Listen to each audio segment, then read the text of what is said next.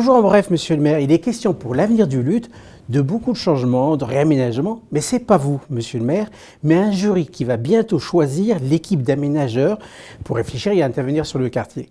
C'est du ressort de la métropole du Grand Paris. Alors d'abord, dites-nous précisément, il s'agit de quoi? Alors d'abord, vous êtes mal informé quand vous dites c'est pas nous, parce que je suis dans le jury, il y a 4 élus dans le jury.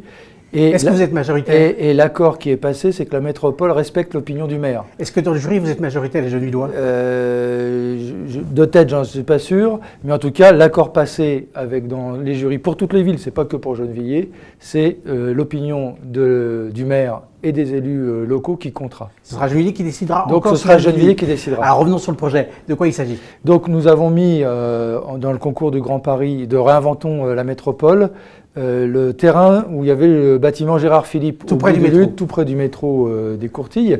Et donc on a demandé dans ce concours que plusieurs équipes nous fassent des propositions en termes d'activité économique. Qu'est-ce que l'on peut faire? Exclusivement pour l'économie. Il y a de la place pour des entreprises. Oui, il y a de la place pour des entreprises. Il y a 50 000 m² de terrain.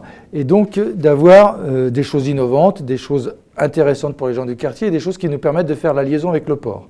Donc des équipes ont concouru, il y en a 4 qui ont répondu et le jury va se réunir pour en choisir 3. Est-ce qu'il y a un cahier des charges Oui, bien sûr, il y a un cahier des charges. Oui. Il y a un cahier des charges sur ce que je disais, pas d'habitation de famille, ouais. De l'activité économique, de l'innovation. Et il peut y avoir de l'activité culturelle, ça peut être tertiaire, industrielle en petite unité, ça ne peut pas être une usine qui s'implante à cet endroit-là, mais il peut y avoir plusieurs, ça peut être de la formation. D'ailleurs, il y a des pistes beaucoup sur des centres de formation qui pourraient s'installer à cet endroit. Est-ce que ce cahier des charges est visible quelque part? Oui, il est public. C'est quelque chose il suffit de nous le demander, on le donnera. Je pense qu'il est peut-être même en ligne sur la métropole, mais ça, il faut que je vérifie. Alors, le choix de l'équipe, le jury, c'est pour tout de suite. Oui. Et les travaux, c'est pour quand? C'est en 2 phases. Là, on est dans il y a 4 équipes qui ont concouru à Gennevilliers. Ailleurs, il peut y en avoir 11 ou une. Par exemple, à Villeneuve, il y a 2 équipes qui ont concouru, pareil, ils ont mis un terrain. Donc là, on va choisir 3 équipes sur 4. D'abord 3. 3. Ces équipes vont se remettre au travail en fonction de notre avis sur leur travail déjà fourni.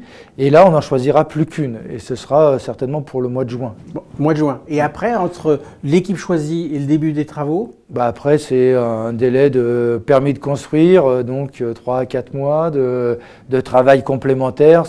C'est plutôt de 1 an à 2 ans le début des travaux.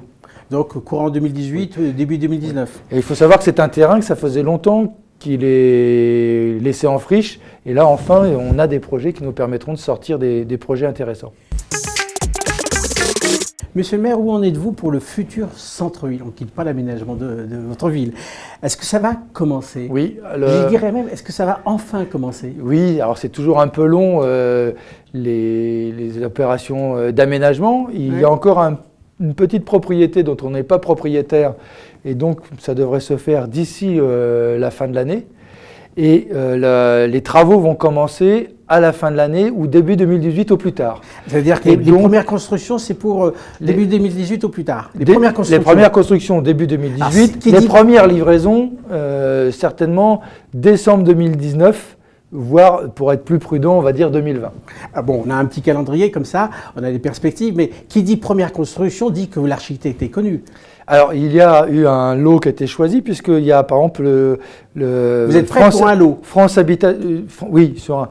Habitation qui doit recomposer une partie de son patrimoine qui était à Brenu sur un lot, a déjà fait des choix d'architecte.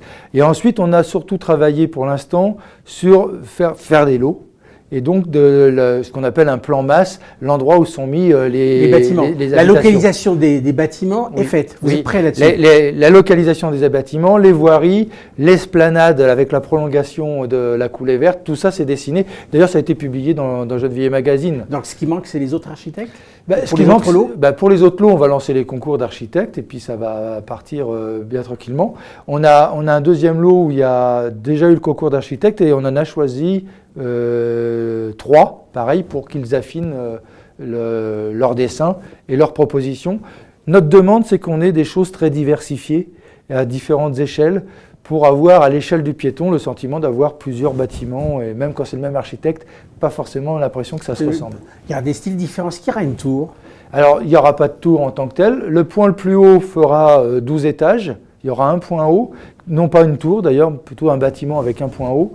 Et les lots sont de l'ordre de 3 étages, 4, 5, 6, 7. La moyenne sera plutôt entre 6 et 7, mais avec des points hauts et des points bas.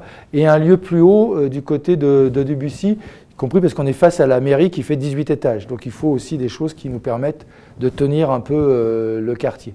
Alors, est-ce que le nombre de logements, là, pour l'ensemble du centre-ville, est-ce que le nombre de logements, lui, est arrêté? Oui. Combien? Le nombre de logements, c'est entre 650 et 700. Je crois que c'est plus proche de 650.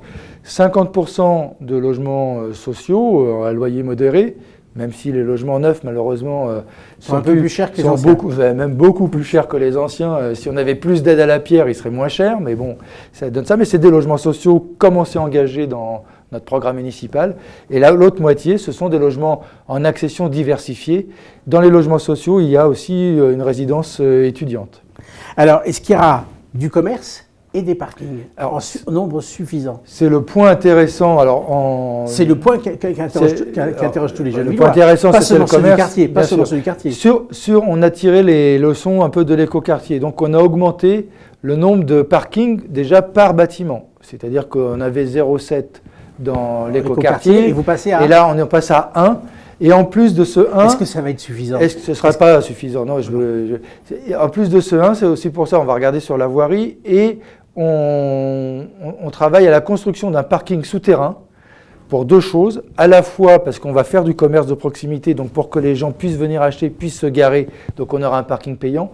Et dans ce parking souterrain, on va l'ouvrir aussi à la location pour les habitants. Je pense notamment aussi aux habitants d'à côté de Bussy, où là on a des copropriétés qui ont été construites dans les années 50, où il n'y a aucun parking privatif. Et donc on va proposer à ces habitants d'avoir aussi là une capacité de parking. On arrête là, on se retrouve dans 2 semaines, toujours en bref, monsieur le maire.